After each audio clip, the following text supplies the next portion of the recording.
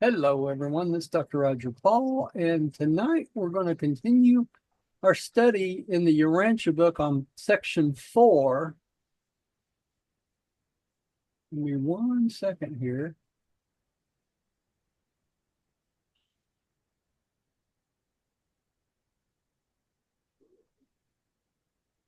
Okay. I believe we're going everywhere. Let's see what I got here.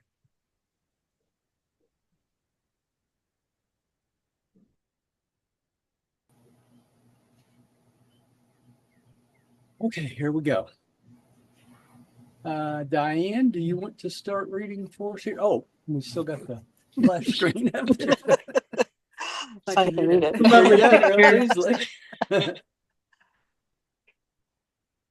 Okay, birth and infancy of Jesus.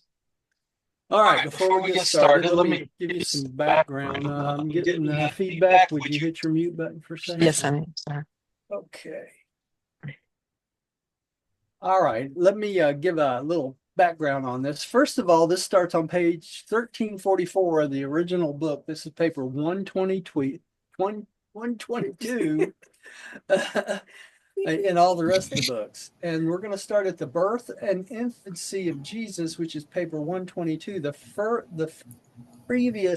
two previous papers we have already done. We did those in 2023, and I sent them out to everybody, and they're on Facebook and YouTube, so you can read those. There's about 6 or 8 papers coming up to this spot, paper 122. So we're going to go straight through the life and teachings of Jesus all the way to the end of the book.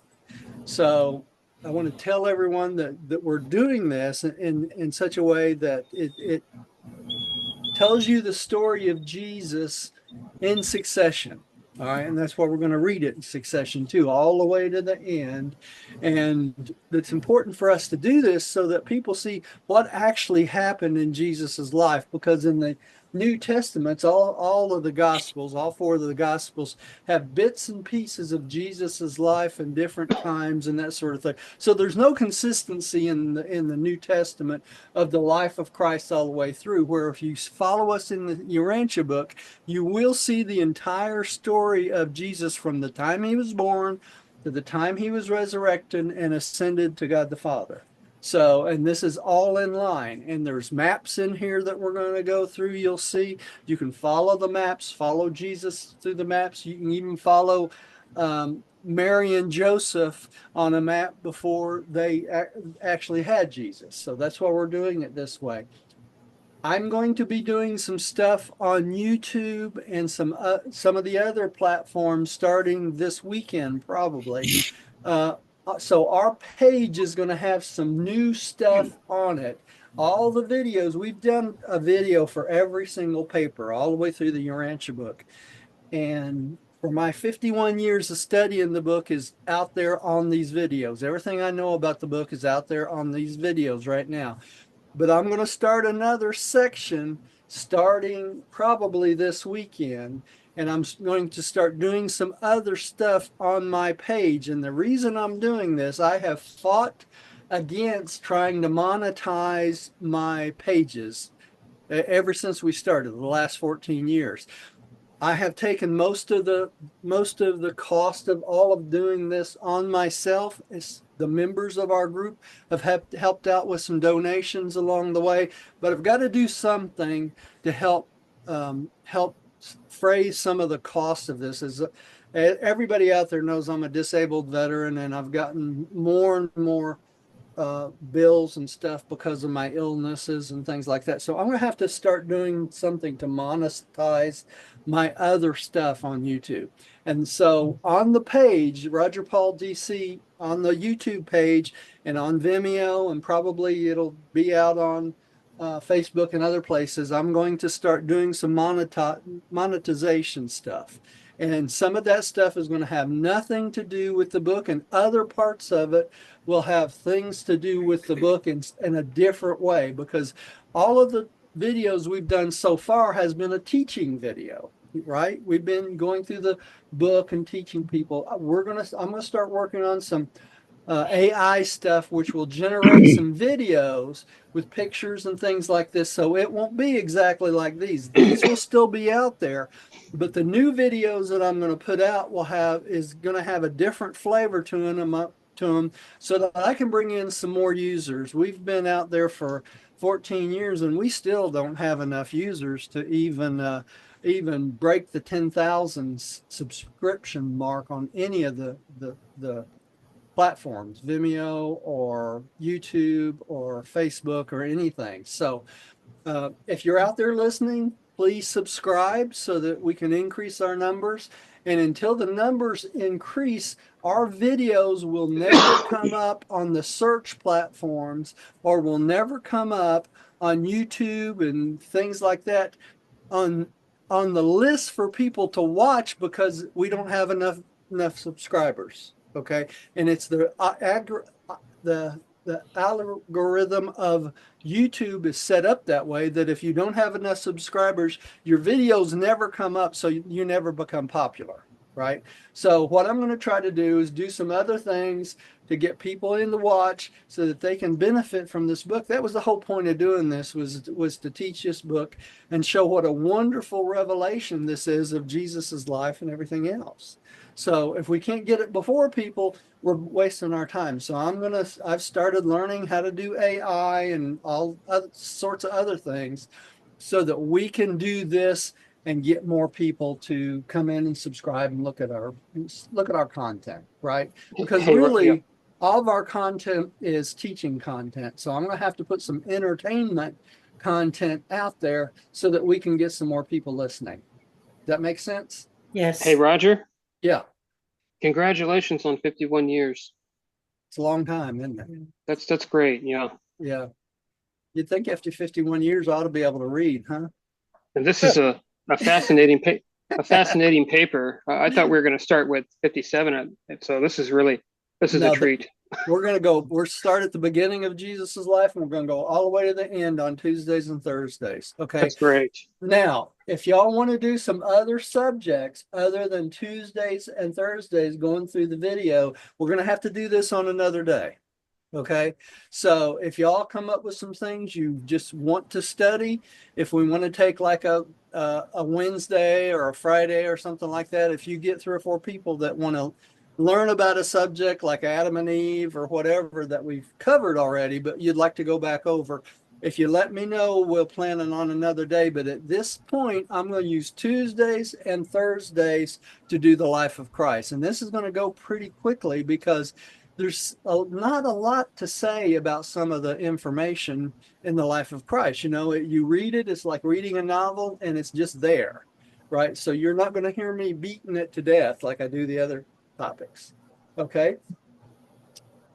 So let's get into it. All right. Now my wonderful wife's going to take the Paper 122, Birth and Infancy of Jesus. It will hardly be possible fully to explain the many reasons which led to the selection of Palestine as the land for Michael's bestowal, and especially as to just why the family of Joseph and Mary should have been chosen as the immediate setting for the appearance of this Son of God on Urantia. Isn't it interesting that out of all the hundreds and hundreds of planets out there in our local universe, that they chose Urantia, chose Earth as the place for Michael's bestowal? I think that's pretty special. That's why they call this the jewel of the universe, because Michael had his seventh bestowal here. So that's very, I very understand. important. I understand why they did it. Okay, tell me, Gary. Elon Musk revealed it. When he headed up Doge, they asked him how hard is it to find bad? And he says, you can find it anywhere you look. And that's why they picked Earth. Yeah, you could pretty much find bad anywhere on the planet if you wanted to. So the commission of 12 that went out, we're going to find this out in the next paragraph, but that went out and researched the different religions and planets and peoples of those planets, decided that they recommended the Jews because of their moral standing and their beliefs as a perfect family for Jesus to be raised in. Okay, so that's how they ended it with Joseph and Mary. All right, and that's how the Son of God got to come to our planet. Okay, Hey, Roger, I had a question. sure. Was it the author of Part 4 that went out seeking and trying to find a planet for Christ Michael? No, it was a commission, Okay. Timothy. It was a commission of 12 Melchizedeks, actually, that went out and tried to find the planet for that they could recommend to Gabriel for Michael to do his seventh bestowal. So, and this paper is being taught by the 12. It was taught by the 12 midwayers of the Midwayer Commission. Y'all excuse me, my eyes are driving me crazy. Okay, so let's go to this next paragraph and it starts to explain this. Tim, would you take the next paragraph? After a study of the special report on the status of segregated worlds prepared by the Melchizedeks in council with Gabriel, Michael finally chose Urantia as the planet whereon to enact his final bestowal. Subsequent to this decision, Gabriel made a personal visit to Urantia, and as a result of his study of human groups and his survey of the spiritual, intellectual, racial, and geographic features of the world and its peoples, he decided, that the Hebrews possessed those relative advantages which warranted their selection as the bestowed race. Upon Michael's approval of this decision, Gabriel appointed and dispatched to Urantia the family commission of 12, selected from among the higher orders of universe personalities, which was entrusted with the task of making an investigation of Jewish family life. When this commission ended, its laborers, Gabriel, was present on Urantia and received the report nominating 3 prospective unions as being, in the opinion of the commission, equally favorable as the Stoll families for Michael's projected incarnation. Okay, so they came up with 3 different families that they felt would be good families for Jesus to be raised in. Okay, and they chose the Jewish race probably a lot because of Melchizedek's visit to the planet, in Salem 1700 years before that, right? Or 1900 years before that. So they had already, they felt like they were the chosen people. They weren't really the chosen people, but they chose, Melchizedek chose Abraham and his clan, which were Bedouins back then, and that eventually turned into the Jewish race or the Jewish people. And so they stayed with the same line of people when they decided to choose a family, because it could have been any kind of family. It didn't have to be Jews. It could have been pagans as far as they were concerned. But they felt because of the Jewish people had the best possession of certain things like spiritual, intellectual, and racial things that they felt were important for Jesus to learn as he was growing up. So that they chose three families, and then from those 3 families, then Gabriel had to make his choice, right? All right, Rodney, would you take the next, please? Roger, Yeah. I had a question. Yeah. The family commission, who do you think the higher personalities? That was probably a sampling of every type of personality, both administrative and, for instance, they may have chosen one Lenanandok son, one Verondadek son, probably a 2 or 3 different high angels, maybe even an archangel, but they probably got the highest beings they could find in different positions to all participate in this choosing of this family. And Rodney, I think the reason they did that is that way they got the highest concepts of things they possibly could. Just like picked the highest people or highest beings they could find to write the book, right? The Urantia book. Remember from the beginning of the book? They got the people or the beings that were the most expert on whatever subject it is they tried to teach us. Okay. And the bad part is then you have some idiot like me comes along, studies the book for 50 years, and he's got to teach everybody all these concepts. And I'm not even close to these guys that wrote this book, I'm not even in the ballpark. So we went from the best possible beings to, this little network coming along, and he's been teaching it. Okay. But since there's no other little network that wants to come along and do it, that's the way it worked out. Right. Mm-hmm. So when I get to the mansion worlds and the Melchizedek stand before me and they go, "What were you thinking?" I'm going to say, "Hey, you guys did it. It wasn't up to me." So, Hey, Roger? yeah, Roger? yeah, Perhaps they entrusted you with just a little bit of truth to give us. maybe so. I don't know. Hey, Roger? Gary, go ahead. I got a question. Sure. And I'm asking it for myself, and maybe other people are questioning it. We're Okay. talking about they had a choice of three couples Right. or families. I Three think the word families. was families, and now Yeah. it's couples. Yeah, and probably some of them, Uh, Gary, were young people, and some of them may have been older couples too that already had other kids and stuff. So we have to keep that in mind too. my question is, Joseph and Mary was not a family yet. They were by the time uh, Jesus, G- they'd been together a little over a year when Jesus when Mary was impregnated. Okay. Correct. but they weren't a family, is what I'm saying. They were not married. No, Yeah, they were. That's a misunderstanding from the New Testament. Joseph and Mary, they made this big story up about Joseph and Mary not being married, and he was going to set her aside and all this stuff because it was a good story, right? Which is not true. Okay. correct. That's why Okay, that's why that it's so important to read this book and get it right. Right? so what you're saying is Joseph and Mary were married. Right. He was conceived in wedlock, In wedlock. That's right. and the fact that Jesus was born of a virgin. And No. in those times, the term virgin Yeah. referred to a woman that had not had a child yet. Yeah, Not a young woman. And it's very important that we understand. And every time I say this, I get emails from people, but the sperm was from Joseph, the egg was from Mary. Okay, just like every other baby ever born. Okay. So that he was conceived like every other baby on the earth.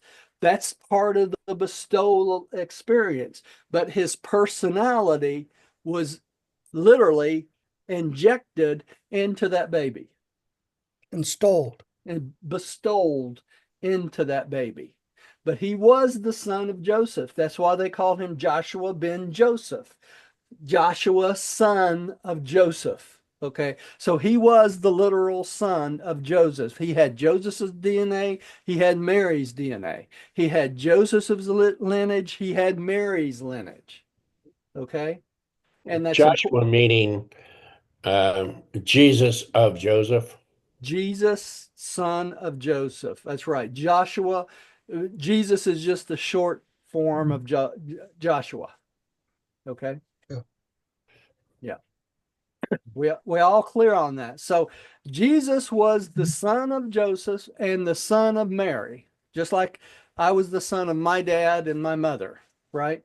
We Mhm. don't get to choose our parents. So Jesus didn't, Gabriel chose his parents for him, but we don't get to choose our parents, right? But this was a normal pregnancy. They had been married for over a year when she got pregnant. When she got pregnant, it gave the celestial beings, including Gabriel, the opportunity to say, Mary is pregnant with a child. Do you want to be bestowed into this child? That's basically what happened, right? So from that moment on, he was Jesus. He was Michael. He was the Son of God. Okay. that's more miraculous than her getting pregnant, not being, getting pregnant. This whole concept that God made her pregnant is a bunch of hogwash. Well, they say the Holy Spirit. Yeah, the Holy Spirit Pregnant. didn't make her pregnant either. Yeah. So, well, I tell you what, I'm getting those. I can feel those little needles coming towards me. Yeah, Well, we were taught that. We were taught that from Yeah, the we were beginning of taught. time, right? Took me years to figure out from the book what really happened, and then I fought it all the way. My poor first Urantia book looked like it'd been through a battle because I kept throwing it across the room every time I'd read something. I'd get mad. I was a good Southern Baptist, so. All right, so let's go on with these three couples. Okay. Rodney? From the three couples nominated, Gabriel made the personal choice of Joseph and Mary, subsequently making his personal appearance to Mary, at which time he imparted to her the glad tidings that she had been selected to become the earth mother of the bestowed child. Okay, so she was chosen, and then Gabriel was the one that announced it. And there's a little picture, of what it might have looked like. Probably didn't, but that's okay. Let's go on to the next one. Let's go. No, but Pam, would you take the next one? Sure. Almost skipped over Pam there. Joseph, the human father of Jesus, Joshua ben Joseph, was a Hebrew of the Hebrews, albeit he carried many non-Jewish racial strains, which had been added to his ancestral tree from time to time by the female lines of his progenitors. Yeah, that's good enough. The ancestry of the father of Jesus went back to the days of Abraham, and through this venerable patriarch to the earlier lines of inheritance leading to the Sumerians and Nodites, and through the southern tribes of the ancient Blue Men to Andon and Phanta, David and Solomon, were not in the direct line of Joseph's ancestry. Neither did Joseph's lineage go directly back to Adam. Joseph's immediate ancestors were mechanics, builders, carpenters, masons, and smiths. Joseph himself was a carpenter and later a contractor. His family belonged to a long and illustrious line of the nobility of the common people, accentuated ever and anon by the appearance of unusual individuals who had distinguished themselves in connection with the evolution of religion on Urantia. Isn't it funny how they chose a family that was of the common stock of the world, right? They didn't pick royalty. They didn't pick people they thought were more important than other. They picked an average carpenter or laborer that worked his whole life, and his ancestors did the same thing, right? And so this whole thing of the New Testament writers trying to rewrite the lineage of Jesus to make him a direct descendant of David and all this stuff is just that. They rewrote the lineage and the history as to what really happened. This is what really happened. Okay. Can I ask another question? Sure. In the first line, it says Joseph, the human father of Jesus. Oh, I misread this. And I'll point out, so for other people, now that I'm gotten smarter, I think. Okay. I misread this as Joseph being named Joshua ben Joseph. No. And I was thinking that's a conflict, but when you see the parentheses after Jesus, I had a mental error, Yeah. but somebody else may be doing the same stupid stuff. Yeah. Joshua ben Joseph is referring to the Jewish way of saying Jesus. Right. Yeah. Joshua, son of Joseph. The Ben just is the son of, right? So it was Joshua ben Joseph or Jesus, the son of Joseph. Okay. That was in the Hebrews. Okay. Let's go on. The next one. Latch, would you take the next one? Okay. Please? Mary, the earth mother of Jesus, was a descendant of a long line of unique ancestors embracing many of the most remarkable women in the racial history of Urantia. Although Mary was an average woman of her day and generation, possessing a fairly normal temperament, she reckoned among her ancestors such well-known women as Anon, Tamar, Ruth, Bathsheba, Ansi, Chloe, Eve, Enta, and Rata. No Jewish woman of that day had a more illustrious lineage of common progenitors or one extending back to more auspicious beginnings. Mary's ancestry, like Joseph's, was characterized by the predominance of strong but average individuals, relieved now and then by numerous outstanding personalities in the march of civilization and the progressive evolution of religion. Racially considered, it is hardly proper to regard Mary as a Jewess. In culture and beliefs, she was a Jew, but in hereditary endowment, she was more of a composite of Syrian, Hittite, Phoenician, Greek, and Egyptian stocks, her racial inheritance being more general than that of Joseph. So she was of average people, right? But some of her ancestors included Rata. You remember Rata from the stories, of Cain going out and marrying someone, right? And Eve. All these people from the Bible, you can recognize some of these, Ruth, Bathsheba, Chloe. There's a lot of women, common women, that became very important to the stories of the Jewish heritage over time. And so she came from a very interesting heritage herself. Okay. Let's see, Gary, would you take the next one?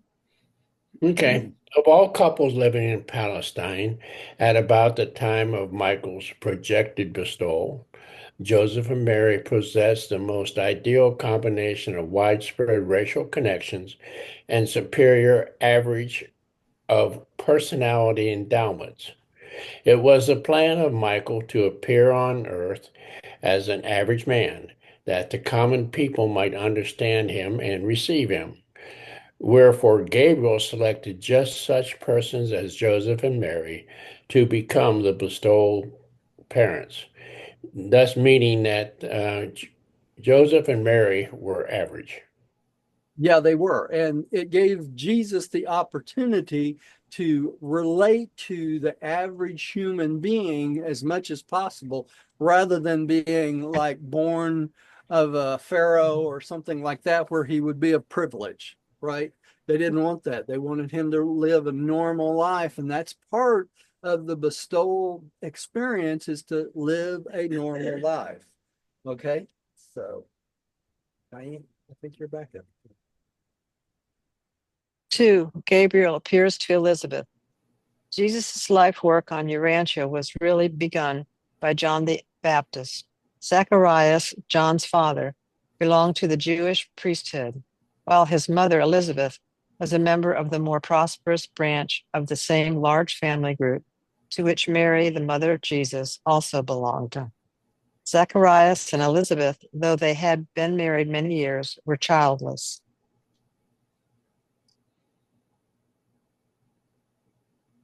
You're on mute. I skipped over Tim. I said that I had missed his picture there. All right. So John the Baptist, who was the son of Elizabeth and Zacharias, John's father, basically he was of the Jewish priesthood, and Elizabeth was one of the members of a more priestess or more prosperous family group, which Mary was also a part of that group. So right before Jesus was born, this happened with Gabriel and Elizabeth about John the Baptist, because John the Baptist came first. All right. So, Tim, would you take that one for us? It was late in the month of June, 8 BC, about 3 months after the marriage of Joseph and Mary, that Gabriel appeared to Elizabeth at noontide one day, just as he later made his presence known to Mary, said Gabriel. Okay, I want y'all to notice something in this paragraph. This is about 8 BC. Okay, first of all, and notice here it says about 3 months after the marriage of Joseph and Mary. You see that? Mm-hmm. So Mark. That makes Joseph, them married. that makes them married. They were married before any of this happened. Okay, just like every other couple during that time. So it'd be Okay, about March. that would be about March. That's right. Well, it said late in the month of June. Okay. Well, All right. Yeah. what I mean was when Oh, he Joseph and appeared. Mary, Yeah. Yeah. Probably so. Yeah. yeah, about Okay. 3 months. So Yeah. About 3 months. All right. Let's see here. Tim, would you take this one too? Because this was a Sure. continuation of the Okay. previous one. While your husband Zacharias stands before the altar in Jerusalem, and while the assembled people pray for the coming of a deliverer, I, Gabriel, have come to announce that you will shortly bear a son who shall be the forerunner of this divine teacher, and you shall call your son John. He will grow up dedicated to the Lord your God, and when he has come to full years, he will gladden your heart because he will turn many souls to God. And he will also proclaim the coming of the soul healer of your people and the spirit liberator of all mankind. Your king's woman, Mary, shall be the mother of this child, a promise, and I will also appear to her. So Gabriel actually appeared to um, Elizabeth before he did Mary, didn't he? yes. Okay. So she knew first. That's because she was going to bear John before Jesus was born. Okay. Because John would be his cousin and he would be born first and then Jesus. All right. Let's see, Rodney, you're up next. Okay. This vision greatly frightened Elizabeth. After Gabriel's departure, she turned this experience over in her mind, long pondering the sayings of the majestic visitor, but did not speak of the revelation to anyone save her husband, till after her subsequent visit with Mary in early February of the following year. Okay. So Elizabeth had a visit from an alien, didn't she? Yeah. That would be about what this would be like, because you have this being appear, this bright being appear, and then after he leaves, she goes, "Did I really say that, see that, or is that my imagination?" And so just like us, she was kind of questioning what she saw until she discussed it with her husband, and then eventually Mary. All right, Pam. So, Yeah, go Roger, ahead. don't you think what would it be, the power transformers? Or Yeah, it would be the oh, power maybe transformers that would make Gabriel visible to her. Yeah, yeah, it would. And that would be the same thing that would have to happen if, for some reason, a Melchizedek or a Midway or any kind of being outside our range of sight would appear to us, right? There would have to be a physical controller or a power transformer there to allow us to see them or her to see Gabriel on this visit, right? All right. Even though Gabriel's at the top of the charts, he still does not have the ability to make himself visible to a creature as low as us without the intervention of the physical controller so that we could see it, right? much like after Jesus was resurrected Right. Yeah, in the Urantia. that's a perfect example because the Urantia Jesus had a Urantia body, so he was not physically visible to those who saw him until the power transformers, the mechanical physical controllers, made it possible for those who saw him to see him. Right. had to I be think that way. Roger, I just want to mention you skipped over me. I was after Timothy. Yeah. Actually, I didn't. I was going to choose you next because I skipped over Timothy earlier before Diane. So Mm. it rearranges my pictures Okay. down here, so it's hard Okay. for me to keep can my I make brains. a trivial point that may be Yeah, go ahead. crazy? I want people who maybe knew this book and listening to us now realize that when you're talking about power transformers, it's not the cartoon version. No, If they're no, just starting nothing. now, they need to go back in the book. I'm not sure where it is, and that'll explain all power transformers and what Yeah, that's there is. way earlier in the book. It's under some of the beings. If you just look it up under the index, it'll give you references to all these type of beings that we talk about and have beat them to death in previous meetings. But you can still go back and find those meetings and listen to everything we got to say about it. Right? You just need to know which paper it is, and then each paper we've broken down into 5 or 6 meetings, most of them anyway, unless they're old ones. Well, the old ones just go through a whole paper in 2 hours, and we recorded the whole thing straight through. So you can listen to it that way, but you don't get as much breakdown as you do in the later ones I started doing. My whole goal when I started this was to get all the way through the book. And when I started this back in 2011, Rodney remembers we were trying to get a whole paper in one session. You remember that, Rodney? Yeah. So it was most of the meetings back then were 2 hours. And then when I went back over everything, I broke it down even smaller. So after that, we'd have 5 or 6 meetings or some up to 8 on a single paper. So but they're out there for y'all to enjoy. And that's why we're going through this time too, because when I did the life of Christ the first time, we'd go through a whole paper, however long it took, and it was usually about 1.5 hours to 2 hours per paper. Now, interesting part about that is this. If you go out and listening to the Urantia Book series I did last year, all of these papers, except for 1 or 2 in the life of Christ, you can listen to the whole paper in less than an hour, which is kind of interesting, right? The whole paper doesn't take a whole hour to read. So uh, just for your information, if you just want to listen to them. Okay. Let's see here. Next is Pam, I believe. Okay. For 5 months, however, Elizabeth withheld her secret, even from her husband, upon her disclosure of the story of Gabriel's visit. Zacharias was very skeptical and for weeks doubted the entire experience, only consenting half-heartedly to believe in Gabriel's visit to his wife when he could no longer question that she was expectant with child. Zacharias was very much perplexed regarding the prospective motherhood of Elizabeth, but he did not doubt the integrity of his wife, notwithstanding his own advanced age. It was not until about 6 weeks before John's birth that Zacharias, as the result of an impressive dream, became fully convinced that Elizabeth was to become the mother of a son of destiny, one who was to prepare the way for the coming of the Messiah. Now, a little interesting side note about this is this.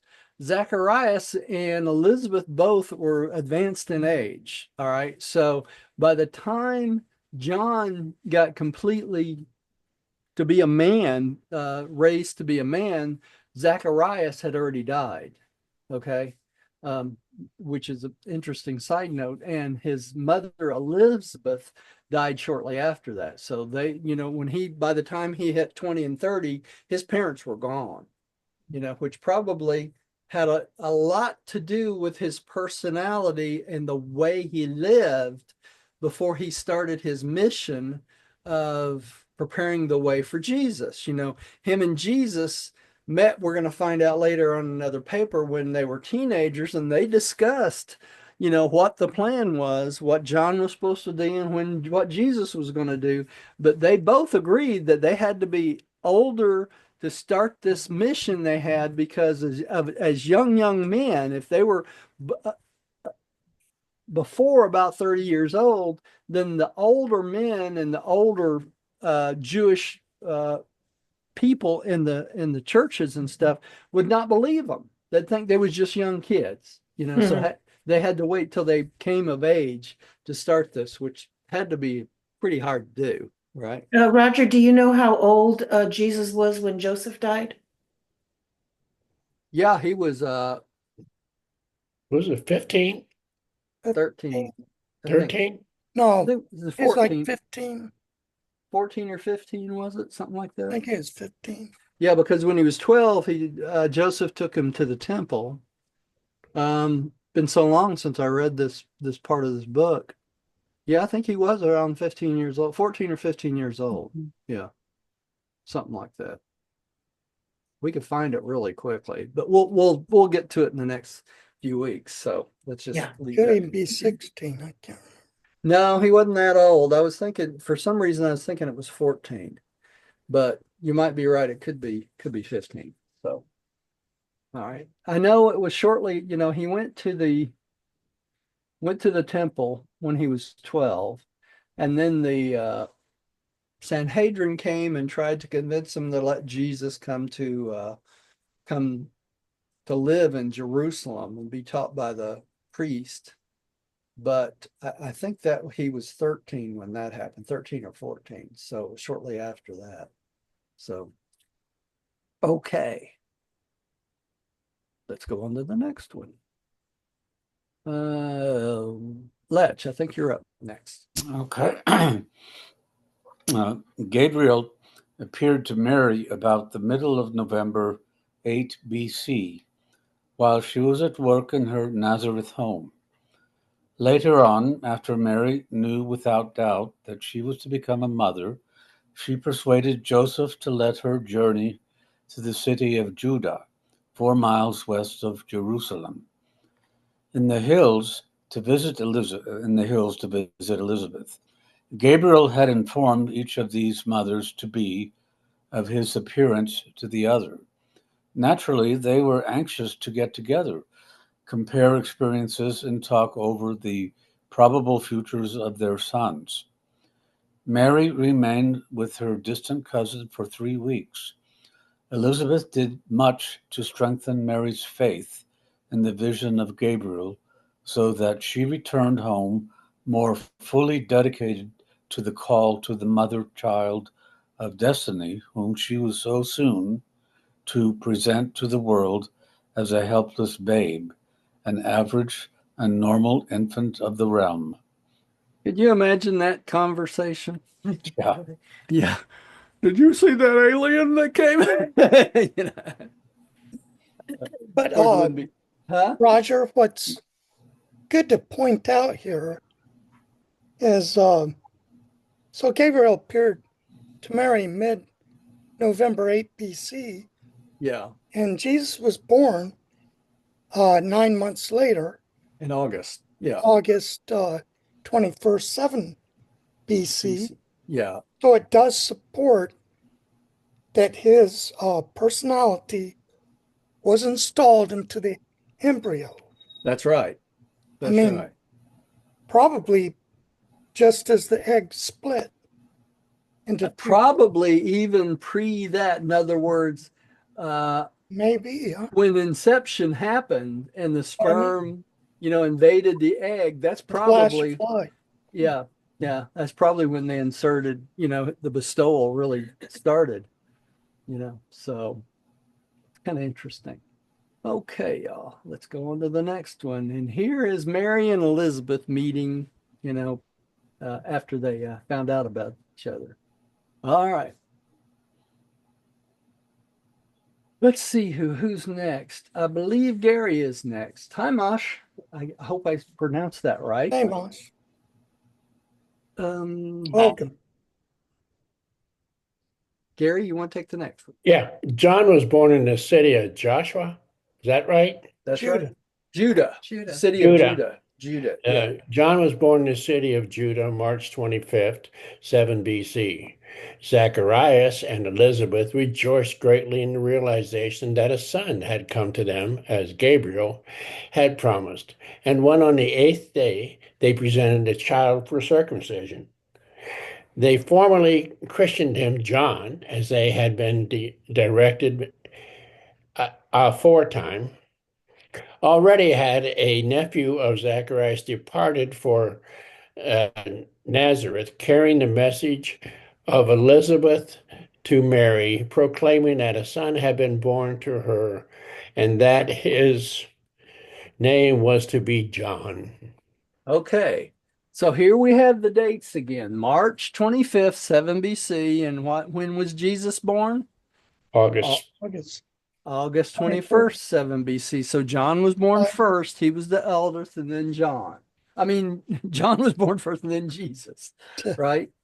And so John was born in March, Jesus was born in August. All right. Let's see. It keeps rearranging everything. Tim, would you take the next one, and then Diane can take the one after that? From his earliest infancy, John was judiciously impressed by his parents with the ideal that he was to grow up to become a spiritual leader and religious teacher. And the soul of John's heart was ever responsive to the sowing of such suggestive seeds. Even as a child, he was found frequently at the temple during the seasons of his father's service, and he was tremendously impressed with the significance of all that he saw. Okay, so he grew up around the temple with his father, who was a priest. So he saw all that went on all the time in the priesthood. So it prepared his mind for what was to come later. All right, here we go. Gabriel's announcement to Mary. Diane, would you take that one? 3. Gabriel's announcement to Mary. One evening about sundown, before Joseph had returned home, Gabriel appeared to Mary by the side of a low stone table, and after she had recovered her composure, said, I come at the bidding of one who is my master and whom you shall love and nurture. To you, Mary, I bring glad tidings when I announce that the conception within you is ordained by heaven, and that in due time you will become the mother of a son. You shall call him Joshua, and he shall inaugurate the kingdom of heaven on earth and among men. Speak not of this matter save to Joseph and to Elizabeth, your king's woman, to whom I have also appeared, and who shall presently also bear a son, whose name shall be John, and who will prepare the way for the message of deliverance, which your son shall proclaim to men with great power and deep conviction. And doubt not my word, Mary, for this home has been chosen as the mortal habitat of the child of destiny. My benediction rest upon you. The power of the Most Highs will strengthen you, and the Lord of all the earth shall overshadow you. Pretty heavy duty message, huh? Yeah, really. You know? Could you imagine a young woman during this period of time hearing such a message from a celestial being? I mean, I get goose pimples just thinking about it, you know. And here's a picture of that area. It's kind of hard to see, but you can bring this up later. But this is the area in which Jesus was born, and everything shows Galilee and Jerusalem, that sort of thing. So, and here's another one. And this is a map of the movement of Joseph and Mary from the time Jesus was born up until they actually fled to go to Alexandria, Egypt. Okay. And that's what all these arrows are for. And it shows the dates and where it is in the book and the time which each one of these moves of Jesus and the baby during that period of time. This is map number 1. Okay. To give you just to mention, earlier in the readings today, the distance between Mary and Elizabeth's 2 towns was 4 miles. Well, that was the distance from Jerusalem to where she was. Yes, that's my point. Yeah. that even that may look like long distances, it may not have been. Yeah, it's not as long as you think. It was longer for Mary to go to Jerusalem from Nazareth than it was once she got to Jerusalem to go to Judah, right? Because I don't remember if it tells us off the top of my head what the distance was from Nazareth to Jerusalem during that period of time. We might find that later when we talk about that story. Okay. Roger, Yeah. the last section we read, though, to me, it's always interesting that whichever celestial beings gave the names Joshua and John. Yeah. And it's just, I wonder why. Wonder why they chose those names. I don't know, other than Rodney, other than probably Jesus was not, I can't say that either, because Joshua is a pretty common name in the Jewish faith, right? Mhm. Because there were many Joshuas before Jesus. So, Quite a few. yeah, quite a few. Just interesting. Yeah, it is interesting. All right. Let's see. Rodney, you're up again. All right. Mary pondered this visitation secretly in her heart for many weeks, until of a certainty she knew she was with child, before she dared to disclose these unusual events to her husband. When Joseph heard all about this, although he had great confidence in Mary, he was much troubled and could not sleep for many nights. At first, Joseph had doubts about the Gabriel visitation. Then, when he became well nigh persuaded that Mary had really heard the voice and beheld the form of the divine messenger, he was torn in mind as he pondered how such things could be. How could the offspring of human beings be a child of divine destiny? Never could Joseph reconcile these conflicting ideas until, after several weeks of thought, both he and Mary reached the conclusion that they had been chosen to become the parents of the Messiah, though it had hardly been the Jewish concept that the expected deliverer was to be of divine nature. Upon arriving at this momentous conclusion, Mary hastened to depart for a visit with Elizabeth. I wonder if Joseph, when he first heard this, said, "Woman, have you lost your mind?" Yeah. That's something you would say to me. Yeah. Oh, so it's We so can always unusual. go back to Flip Wilson's statement, the devil made me do it. And this is supposedly a picture of the Holy Spirit inseminating With an arrow? Mary. Yeah, but we know that's not the way it happened, right? Okay. Pam, would you take the next one? Upon her return, Mary went to visit her parents, Joachim and Hannah. Her two brothers and two sisters, as well as her parents, were always very skeptical about the divine mission of Jesus, though, of course, at this time they knew nothing of the Gabriel visitation. But Mary did confide to her sister Salome that she thought her son was destined to become a great teacher. Okay, and your family always doubts, right? Yeah. Any religious conviction. All right, Letch, would you take the next one?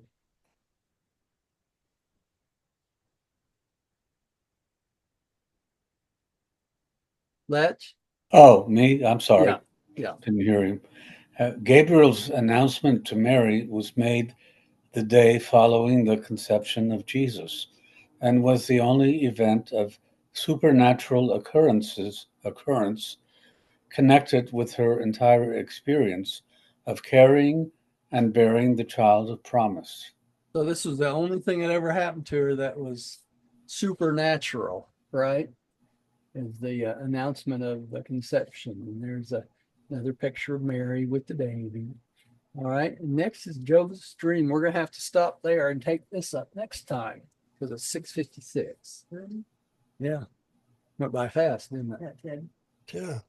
Okay. Let me swap out the chair here again. I like Timothy's image. Yeah. Yeah. Very cool. Okay. Here we go. All right. Let's say have a prayer of acceptance. Who hadn't prayed this prayer for a while? I don't know. Rodney, would you like to do our prayer tonight? Sure.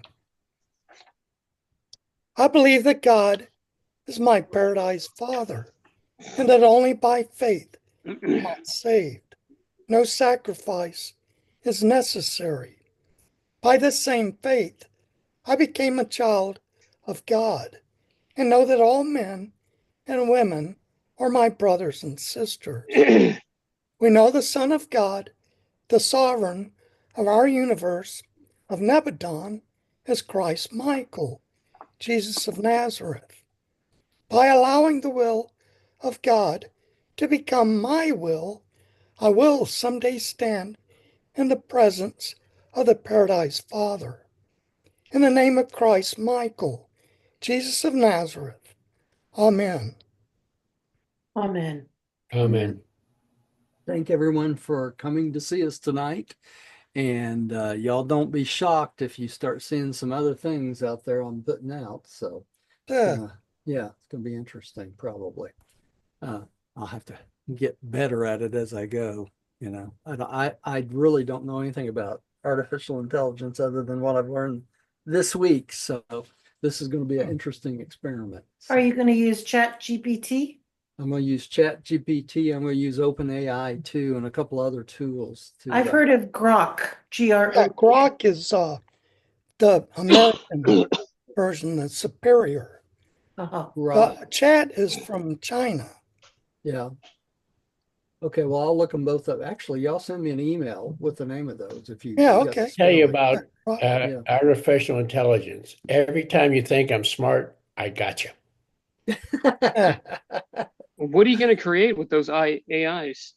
I'm going to take Images? I'm going to take some of our meetings. I'm going to try to transcribe. You know, we did this once before. I did the transcriptions of our of what was it? Origins and History of Universe Destiny.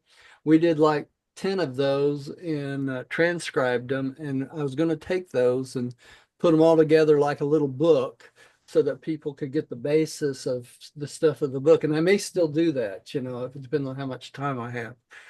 You know, that may be fantastic Yeah, I think that would be a good idea. That's a good way to start. But because the books, may I suggest something? The book is yeah, so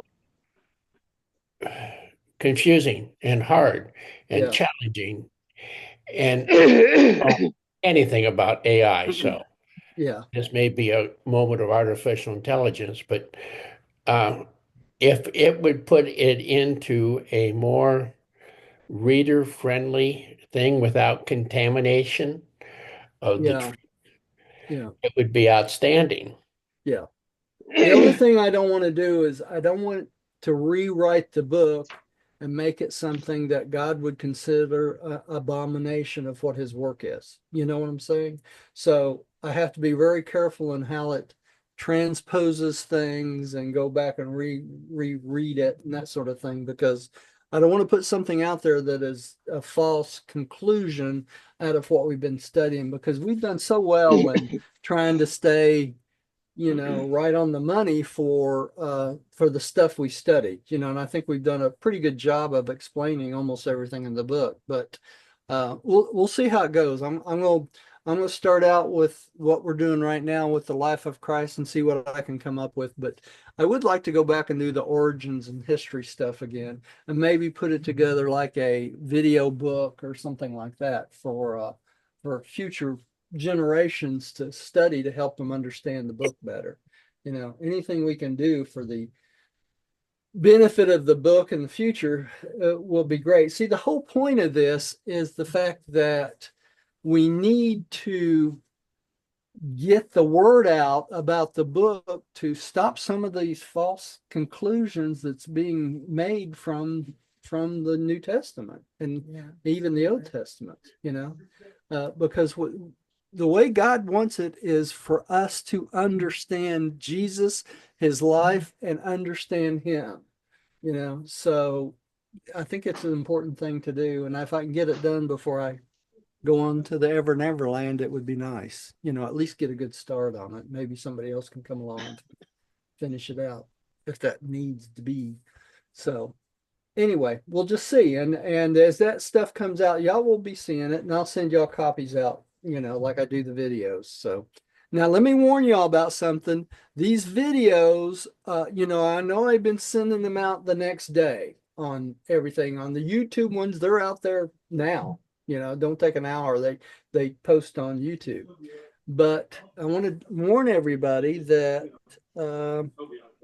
that when I redo this stuff in the new formats and stuff, it'll take a couple days to get this done because I'm just learning the AI tools. So it's going to take me a little bit to get the hang of everything. You know, I'm not a young man anymore. I don't pick things up as easily as I used to. You know, so that's just the way it is.